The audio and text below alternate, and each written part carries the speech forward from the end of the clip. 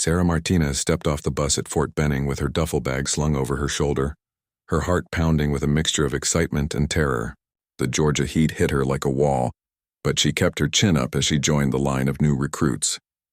At 22, she had left behind a comfortable life as a graphic designer to pursue her dream of serving her country. Despite her family's protests, the other recruits around her looked just as nervous. But Sarah noticed the sideways glances and whispered comments almost immediately. She was one of only 3 women in their platoon, and her petite frame and artistic background made her an easy target. Within the first hour, she overheard someone call her art girl in a mocking tone. Drill Sergeant Williams, an intimidating man with steel gray eyes and a voice that could shatter glass, lined them up for their first inspection.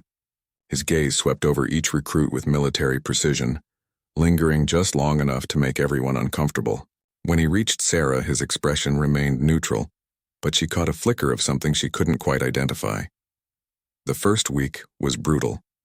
Physical training began before dawn, and Sarah struggled to keep up with the grueling pace. Push-ups, sit-ups, and endless running circuits pushed her body to its limits.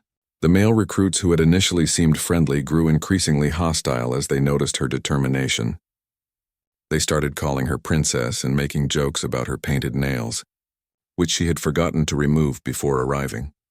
During mealtimes, Sarah often found herself eating alone as whispered conversations stopped when she approached. The other female recruits, Jennifer and Amanda, seemed to distance themselves from her, perhaps hoping to avoid becoming targets themselves. Sarah understood their strategy, but couldn't help feeling isolated and hurt by their rejection. The teasing escalated during their second week. Private Johnson, a tall recruit from Texas with a cruel smile, started a rumor that Sarah had only joined the military to find a husband. Others picked up on this narrative, suggesting she wasn't serious about her commitment. During equipment checks, someone would mysteriously misplace her gear, forcing her to scramble to find replacements and earn extra punishment drills. One particularly difficult morning, after Sarah had completed her 100th push-up as punishment for someone else's sabotage, Private Thompson loudly wondered if Little Princess would cry and quit before the end of the month. Several recruits laughed, and Sarah felt her cheeks burn with humiliation. She bit her tongue and focused on her breathing, refusing to give them the satisfaction of seeing her break. The physical challenges were nothing compared to the emotional warfare. During their third week, someone spread rumors about her family background, claiming she came from wealth and was just playing soldier. The truth was far different. Sarah had worked 3 jobs to pay for college and had joined the military partly for the educational benefits. But she never defended herself verbally, instead channeling her frustration into her training. Drill Sergeant Williams observed everything with his characteristic stoic expression. He never intervened directly in the social dynamics between recruits, following the military tradition of letting them work out their own hierarchies. However, Sarah sometimes caught him watching her with an intensity that made her wonder what he was thinking. The breaking point came during their 4th week when Private Johnson deliberately knocked over Sarah's carefully arranged bunk during inspection preparation. Her personal items scattered across the floor, including a framed photo of her younger brother in his wheelchair. Johnson stepped on the frame, cracking the glass, and laughed when he saw her expression.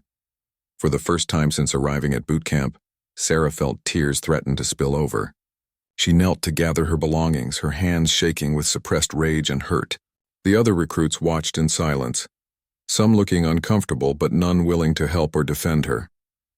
She carefully picked up the broken frame, thinking of her brother who had always encouraged her dreams despite his own challenges. That night, Sarah lay in her narrow bunk staring at the ceiling, questioning everything. The physical demands she could handle, even embrace, but the constant psychological pressure was wearing her down. She thought about her brother's words before she left. "Show them what real strength looks like, sis." She realized she hadn't been showing them anything except how to be a victim. The next morning brought a new determination. During physical training, Sarah pushed herself harder than ever before, completing every exercise with precision and power. She stopped acknowledging the taunts and focused entirely on her performance. When Private Johnson tried to trip her during formation, she sidestepped smoothly and continued marching without missing a beat. Her newfound focus didn't go unnoticed. Drill Sergeant Williams began watching her even more closely, and Sarah sensed a shift in his attention. During weapons training, he corrected her stance with unusual patience, his instructions detailed and helpful, rather than the usual barked commands. She wondered if he was finally seeing her potential, rather than just another struggling recruit who might wash out. The morning sun blazed mercilessly as the recruits assembled for what Drill Sergeant Williams announced would be their most challenging week yet. Sarah had been at boot camp for over a month now, and her body had transformed from soft and untrained to lean and powerful. Her calloused hands gripped her rifle with confidence, and her uniform hung perfectly on her newly muscled frame. Private Johnson and his followers had intensified their campaign against her, seemingly frustrated by her refusal to break. They had moved beyond simple name-calling to more sophisticated psychological warfare. During the previous night's sleep, someone had short-sheeted her bunk and hidden dead insects in her boots. Sarah had discovered these pranks with her usual stoic silence, cleaning up the mess and preparing for the next day without complaint. The other recruits watched these interactions with growing discomfort. Even those who had initially participated in the teasing began to feel uneasy about the escalating cruelty. Jennifer, one of the other female recruits, had started leaving small gestures of support, an extra energy bar slipped onto Sarah's bunk or a whispered good job after particularly difficult drills. Drill Sergeant Williams maintained his professional distance, but Sarah noticed subtle changes in his behavior. During rifle cleaning sessions, he would position himself where he could observe her work, and she caught him nodding slightly when she demonstrated proper technique. His critiques of her performance had become more constructive, focusing on refinement rather than basic competence. The week's major challenge was announced as a 3-day field exercise in the Georgia wilderness. The recruits would be divided into small teams, given minimal supplies, and expected to navigate, survive, and complete various military objectives. Sarah felt a mixture of excitement and dread, knowing this would provide her tormentors with new opportunities away from the watchful eyes of the base. When team assignments were announced, Sarah found herself grouped with Private Johnson, Private Thompson, and 2 other recruits who had consistently participated in the harassment. She suspected this wasn't coincidental but couldn't prove it. The knowing smirks on their faces confirmed her fears about the next 3 days. Their first objective required hiking 12 miles through dense forest to reach a designated checkpoint. Sarah shouldered her pack, heavier than the others due to accidental redistribution of supplies, and began the march. Within the first hour, Johnson began his usual commentary about her endurance and commitment, clearly trying to break her spirit before the real challenges began. The terrain grew increasingly difficult as they climbed into the hills. Sarah's smaller stature actually became an advantage as she navigated through thick underbrush that slowed down her larger teammates. She took point navigation duties, reading the map and compass with skills learned from childhood camping trips with her grandfather, a Vietnam veteran who had taught her to love the outdoors. By midday, it became clear that Sarah was the strongest navigator in the group. While the others argued about directions and complained about the heat, she quietly kept them on course toward their objective. Private Thompson grudgingly admitted she seemed to know what she was doing, earning him a sharp look from Johnson, who clearly didn't want to acknowledge any of her competencies. Their first night in the field tested everyone's limits. Sarah efficiently set up her shelter and organized her gear, while the others struggled with basic camping tasks. She had deliberately not offered help, knowing it would be rejected and potentially used against her later. Instead, she focused on her own preparation and quietly observed their mistakes. The temperature dropped significantly after sunset, and Sarah was grateful for the extra clothing she had packed despite the weight penalty. She listened to the others shivering in their inadequate shelters and felt a moment of satisfaction. Her grandfather's lessons about preparation and self-reliance were proving invaluable in ways she hadn't expected. During the second day, their group faced a tactical exercise requiring them to approach a simulated enemy position without detection. Sarah's artistic eye, trained to notice details and patterns, made her exceptionally good at spotting camouflaged obstacles and potential threats. She began pointing out dangers and opportunities that the others had missed entirely. Private Johnson grew increasingly frustrated as Sarah's competence became undeniable. His attempts at sabotage began to backfire as other team members started relying on her judgment for navigation and tactical decisions. When he deliberately gave her wrong information about their next objective, The resulting confusion made it obvious to everyone that he was prioritizing harassment over mission success. The turning point came during their final night in the field. A severe thunderstorm rolled through their campsite, turning their carefully planned exercise into a genuine survival situation. While the others panicked about their flooding shelters and scattered equipment, Sarah calmly secured her gear and began helping those who needed assistance, putting mission and team safety above personal grudges. Private Thompson, soaked and miserable, watched in amazement as Sarah shared her dry clothing and helped him rebuild his collapsed shelter. She worked efficiently and without commentary, focused entirely on practical solutions rather than scoring social points. For the first time, he saw her as a soldier rather than a target. When they returned to base, mud-stained and exhausted but successful in their mission, Drill Sergeant Williams was waiting for their debriefing. Each team member was questioned individually about leadership, teamwork, and performance during the exercise. Sarah answered his questions honestly and thoroughly, neither complaining about her treatment nor claiming credit she hadn't earned. The other recruits' reports painted a clear picture of her capabilities and character. Even Johnson, when pressed for specific examples, couldn't deny her contributions to their success. Williams listened to everything with his usual impassive expression, making notes that would become part of their permanent records. The weeks following the field exercise brought a noticeable shift in the platoon's dynamics. Word had spread about Sarah's performance during the survival challenge, and several recruits who had previously ignored her began showing grudging respect. Private Thompson had quietly stopped participating in Johnson's harassment campaigns, and even Amanda, one of the other female recruits, had started acknowledging Sarah with brief nods during formations. However, Private Johnson seemed determined to escalate his efforts rather than accept defeat. His tactics became more personal and vicious, focusing on Sarah's appearance and questioning her motivations for joining the military. During one particularly heated exchange in the mess hall, he loudly speculated about her personal life and family background, drawing uncomfortable stares from nearby tables. Sarah maintained her disciplined silence, but internally she was reaching her breaking point. The constant psychological pressure was exhausting, and she found herself having trouble sleeping despite her physical fatigue. She began questioning whether the military was truly where she belonged, wondering if her brother's encouragement had been misguided optimism rather than realistic assessment of her capabilities. Drill Sergeant Williams had been observing these developments with increasing concern.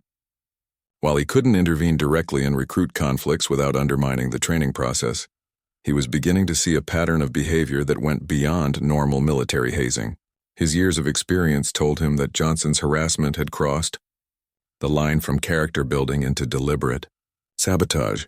The situation came to a head during their 7th week when the platoon was scheduled for combat fitness testing. This comprehensive evaluation would test every aspect of their training, from physical endurance to tactical knowledge to performance under pressure. Sarah had been preparing intensively, knowing that her scores would largely determine her future military career opportunities. The night before the test, someone tampered with Sarah's equipment. Her rifle had been disassembled and poorly reassembled, her boots had been filled with sand, and her uniform had been deliberately stained with what appeared to be motor oil. The sabotage was discovered just hours before the testing began, leaving Sarah scrambling to clean and repair her gear while her competitors rested. Despite the setback, Sarah performed exceptionally well on the physical components of the test. Her months of intensive training had built her into a formidable athlete, and she completed the obstacle course with times that impressed even the instructors. Her marksmanship scores were among the highest in the platoon, and her tactical knowledge examination results exceeded expectations. During the final component of the test, a simulated combat scenario, Sarah demonstrated leadership qualities that surprised everyone, including herself. When their squad leader was designated as a casualty, she stepped up to coordinate their response, directing her teammates with calm authority and strategic thinking. Even Johnson followed her orders without question when faced with the pressure of completing their mission successfully. Drill Sergeant Williams watched these demonstrations with growing interest. His experienced eye could see potential that went far beyond basic soldiering skills. Sarah's combination of intelligence, determination, and natural leadership abilities marked her as someone who could excel in specialized military roles that required both physical and mental toughness. After the testing concluded, Williams approached Sarah privately for the first time since her arrival at boot camp. His usual stern expression was replaced by something approaching curiosity as he asked about her background and motivations for military service. Sarah answered honestly, talking about her desire to serve her country and challenge herself in ways that civilian life couldn't provide. The conversation revealed depths to Sarah's character that weren't apparent from her personnel file. She spoke about her brother's influence on her decision, his disability caused by a military training accident, and her determination to honor his sacrificial service through her own commitment. Williams listened carefully, recognizing the genuine dedication behind her words. Over the following days, subtle changes in Sarah's treatment became apparent to the other recruits. Drill Sergeant Williams began giving her additional responsibilities and more complex assignments that challenged her growing capabilities. She was selected for advanced training opportunities and leadership, roles that typically went to the most promising candidates. Private Johnson watched these developments with growing resentment and desperation. His campaign against Sarah had not only failed but seemed to have backfired, elevating her status rather than destroying it. His attacks became more desperate and personal, culminating in a confrontation that would change everything for both of them. The incident occurred during what should have been a routine uniform inspection. Johnson had been making increasingly bold attempts to humiliate Sarah, and this morning he decided to escalate his harassment to a new level. While Sarah stood at attention during the inspection, he made crude comments about her body and questioned her commitment to military values. Sarah's composure finally cracked.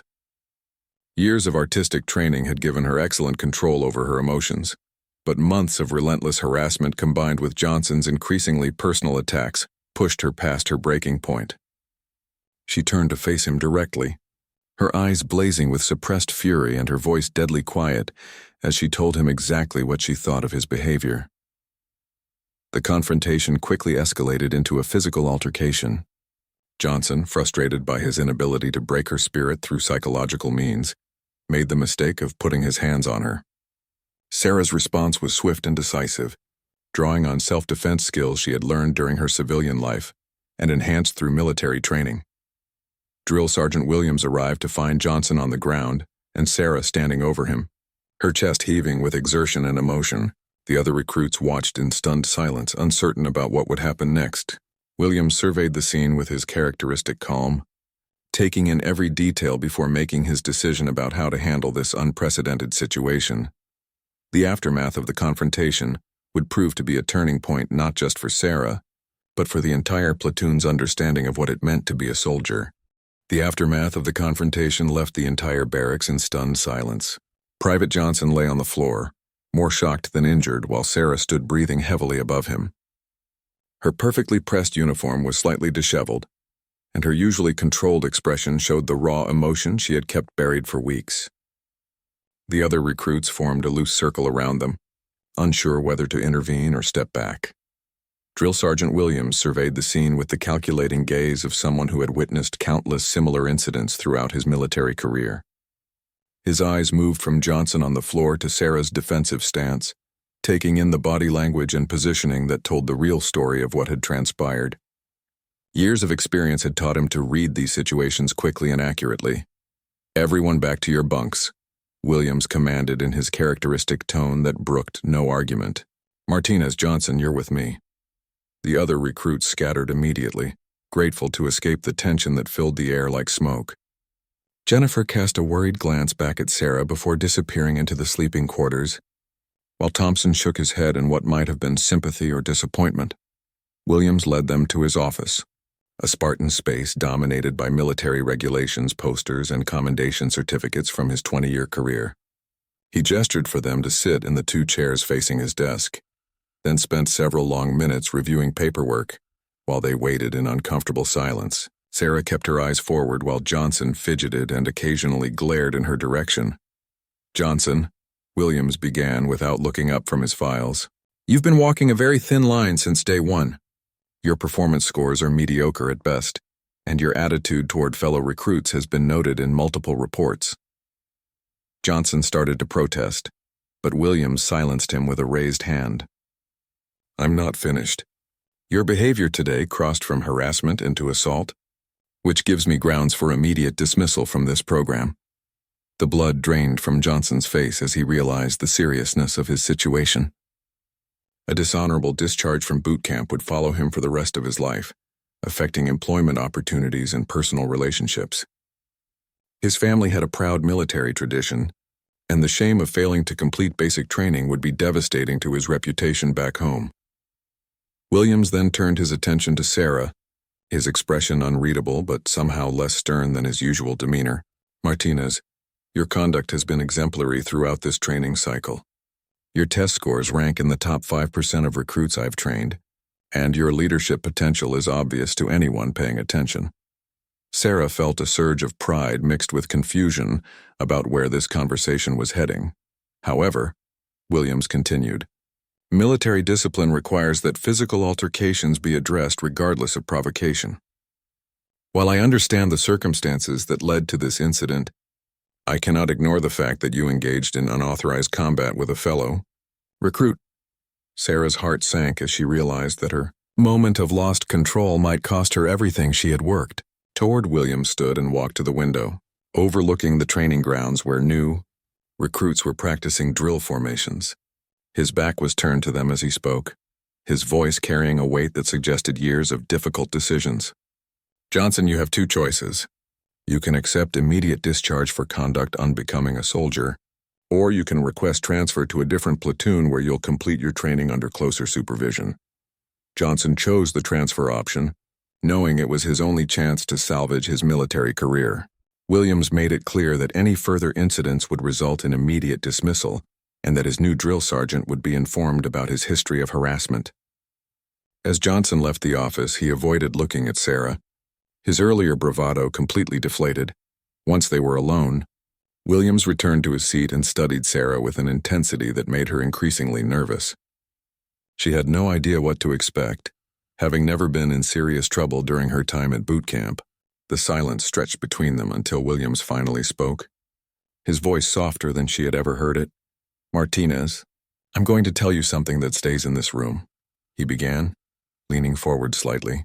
In 20 years of training recruits, I've seen every type of personality and background imaginable. Most wash out because they lack either the physical capability or the mental toughness required for military service. A smaller group succeeds through pure determination and hard work. Williams paused, seeming to choose his words carefully. But occasionally, very rarely, I encounter someone who possesses something special. A combination of intelligence, courage, and moral character that marks them for exceptional service. You, Martinez, are one of those rare individuals. And I'll be damned if I let Johnson's stupidity derail your potential. Sarah felt tears threatening to spill over. Not from sadness, but from relief and gratitude. For weeks she had wondered if she truly belonged in the military, questioning whether her decision to leave her comfortable civilian life had been a mistake. Williams' words validated everything she had hoped to prove about herself. Your punishment, Williams continued, will be 2 weeks of additional duties and extra physical training. This goes on your record as a minor disciplinary action, but it won't affect your graduation or future assignments. Sarah nodded gratefully, understanding that this was far more lenient than what military regulations typically required for physical altercations. As she prepared to leave his office, Williams called her name one final time. Martinez, there's something else I need to discuss with you. Your personnel file mentions a tattoo that hasn't been inspected since your arrival. Military regulations require documentation of all body art for security clearance purposes. Sarah froze, her hand on the door handle, suddenly understanding why this conversation had taken an unexpected turn. The tattoo Williams referred to was hidden beneath her uniform, covering most of her back in an intricate design that told a story few people knew. She had gotten it during a dark period of her life, and it represented experiences and sacrifices that went far deeper than most people could imagine. The artwork was beautiful and meaningful, but the story behind it was something she had never shared with anyone in the military. Williams watched her reaction carefully, noting the sudden tension in her posture and the way her breathing changed. We'll need to document it properly, he said quietly. Tomorrow morning, report to the medical facility for official recording. Bring any documentation you have about the artist and date of application. Sarah nodded silently, her mind racing as she realized that her most closely guarded secret was about to be revealed. That night, Sarah lay awake in her bunk staring at the ceiling while her fellow recruits slept around her. The confrontation with Johnson seemed trivial compared to what awaited her in the morning. For months, she had successfully hidden the elaborate tattoo that covered most of her back, carefully timing her showers and changes to avoid exposure. Tomorrow, that privacy would end forever. The tattoo itself was a masterpiece of artistic design, created by one of the most renowned tattoo artists in the country. It depicted a phoenix rising from ashes, its wings spread across her shoulder blades in intricate detail. But the imagery held meaning that went far beyond artistic appreciation. The tattoo commemorated the most defining experience of her life, one that had shaped her decision to join the military in ways she had never shared with anyone. 3 years earlier, Sarah had been working as a graphic designer in Chicago when her younger brother Michael was deployed to Afghanistan. He was her closest friend and biggest supporter, the person who had encouraged her artistic pursuits when their parents wanted her to choose a more practical career. His deployment had been routine until an improvised explosive device changed everything during his final month of service. Michael survived the blast, but his injuries left him paralyzed from the waist down and struggling with traumatic brain injury. Sarah had spent months at his bedside, watching him fight through rehabilitation with the same determination that had always defined his character. During those dark days, she had gotten the phoenix tattoo as a symbol of their shared belief that they would both rise from this devastating experience stronger than before. The tattoo artist had incorporated elements that only Sarah and Michael understood. Hidden within the phoenix's feathers were military symbols, coordinates of his injury location and the date of his rescue. The ashes beneath the rising bird contained tiny script with quotes from their childhood conversations about honor, service, and sacrifice. It was simultaneously a work of art and a deeply personal memorial to her brother's service. Michael had recovered far more successfully than doctors initially predicted, eventually returning to college and becoming an advocate for disabled veterans. But Sarah's life had been permanently changed by witnessing his sacrifice and recovery. Her decision to join the military was directly inspired by his example, though she had never told anyone the complete story of how his injury had motivated her service.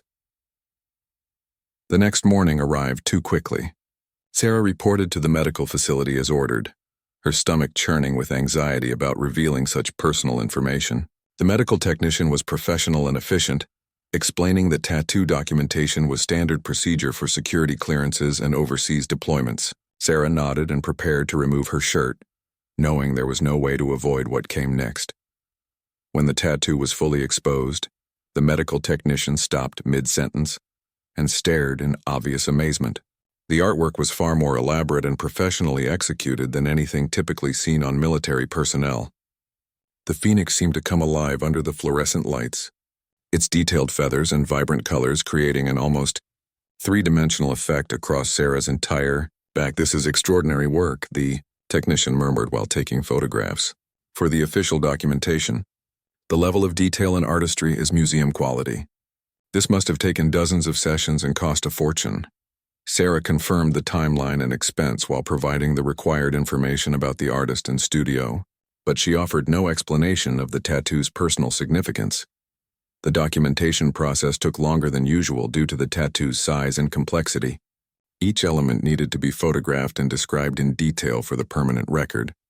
Sarah answered questions about the imagery and symbolism in general terms, describing it as a phoenix representing rebirth and transformation, without revealing the deeply personal story behind its creation. Word of the remarkable tattoo spread quickly through the medical facility staff. As such exceptional artwork was rare among military personnel, by afternoon, rumors had reached the training companies that one of the recruits possessed an extraordinary piece of body art that had impressed everyone who saw it. Sarah realized that her carefully maintained privacy was about to become impossible to preserve. Drill Sergeant Williams was informed of the documentation results through official channels, but his interest went beyond standard administrative requirements. The medical report described not only the tattoo's physical characteristics, but also noted the recruit's emotional response during the examination.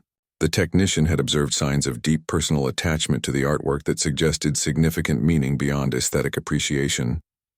That evening, Williams approached Sarah during her additional duty assignment. which involved organizing equipment in the supply room. He worked alongside her in silence for several minutes before addressing the subject they both knew was on his mind. His questions were respectful but probing, clearly attempting to understand the story behind such an elaborate and expensive piece of art. Sarah found herself sharing more than she had intended, describing her brother's service and injury without revealing all the details of how it had affected her own life decisions. Williams listened carefully, his experienced intuition telling him there were deeper layers to this story than what he was hearing. Her emotional response to discussing her brother suggested a level of personal investment that went beyond typical family concern.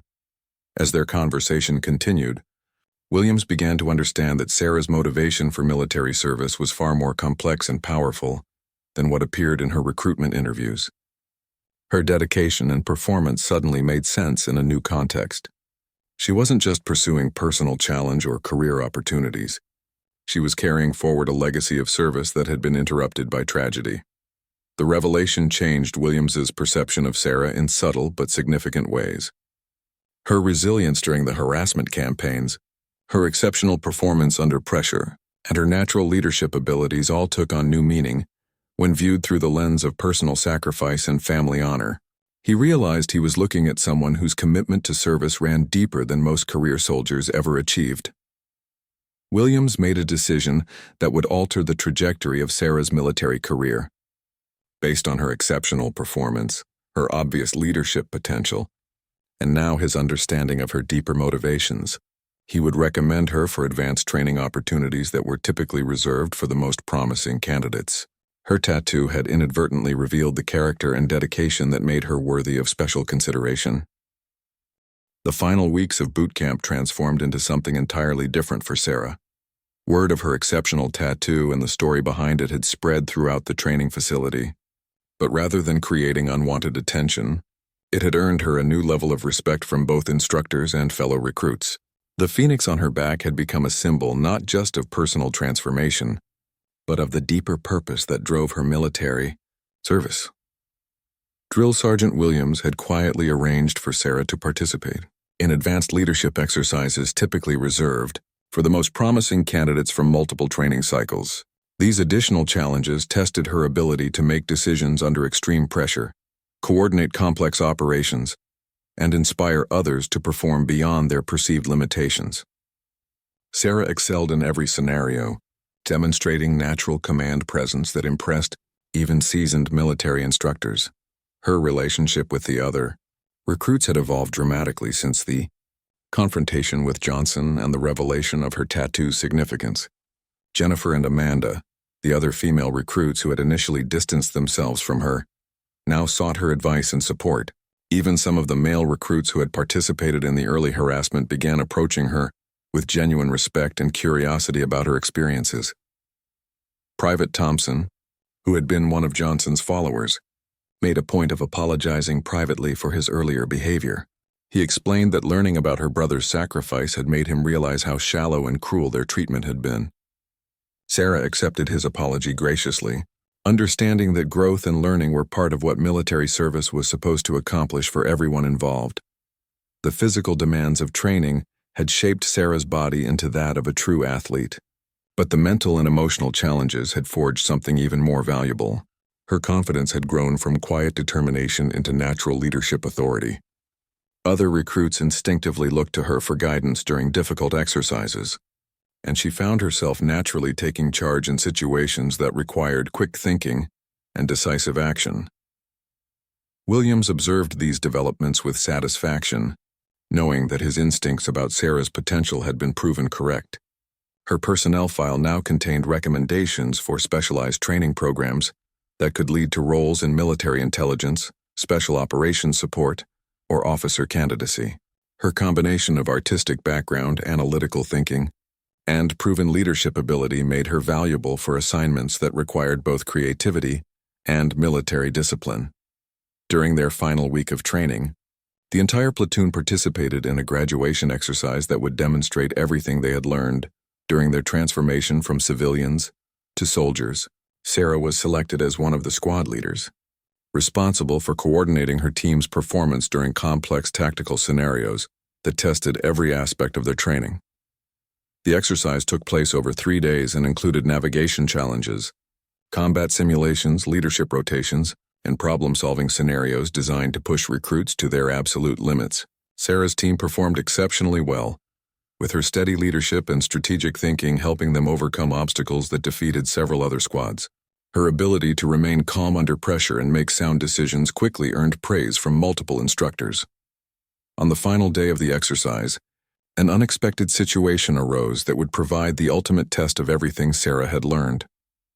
During a simulated rescue mission, one of the recruits in another squad suffered a genuine injury that required immediate medical attention and evacuation from the remote training area.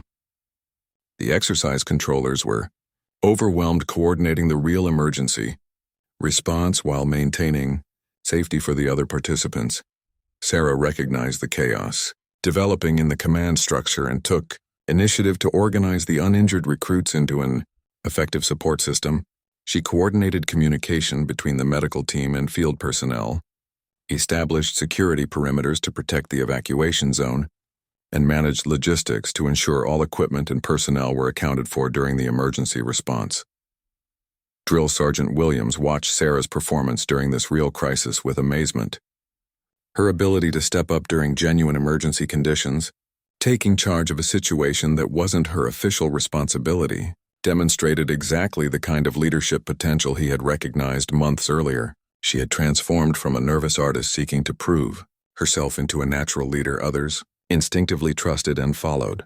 The graduation ceremony took place on a crisp morning with families gathered to witness their children's transformation from civilians to soldiers. Sarah's parents had flown in from California, along with her brother Michael in his wheelchair, all wearing expressions of pride mixed with amazement at the confident soldier their daughter had become. When Sarah's name was called for special recognition, she stepped forward to receive commendations for exceptional leadership and academic achievement. But the moment that meant the most came when Drill Sergeant Williams personally presented her with orders for advanced training that would begin immediately after her brief leave period. The assignment would prepare her for specialized roles that utilized both her artistic background and her proven military capabilities. After the ceremony, Williams approached Sarah's family to explain how exceptional her performance had been throughout training. He told them about her leadership during the emergency situation, her academic achievements, and her natural ability to inspire others to perform their best. Michael listened with obvious pride as Williams described how his sister had honored their family's military tradition through her own remarkable service. As the families dispersed and the newly graduated soldiers prepared for their next assignments, Sarah took a moment to reflect on the journey that had brought her from nervous recruit to recognized leader. The harassment and challenges that had seemed so overwhelming during her first weeks now felt like necessary trials that had tested and strengthened her character. The phoenix tattoo on her back had revealed far more than artwork to those who learned its story. It had become a symbol of transformation, sacrifice, and the deep personal motivations that drive true service members to excel beyond their own expectations. Sarah realized that her brother's injury, which had once seemed like a devastating tragedy, had ultimately led her to discover capabilities and purpose she never knew she possessed. Standing in her perfectly pressed uniform with her orders for advanced training in hand, Sarah understood that boot camp had been just the beginning of a military career that would honor both her own potential and her family's legacy of service. The scared young woman who had stepped off the bus months earlier had been reborn as a confident soldier ready to serve her country with distinction.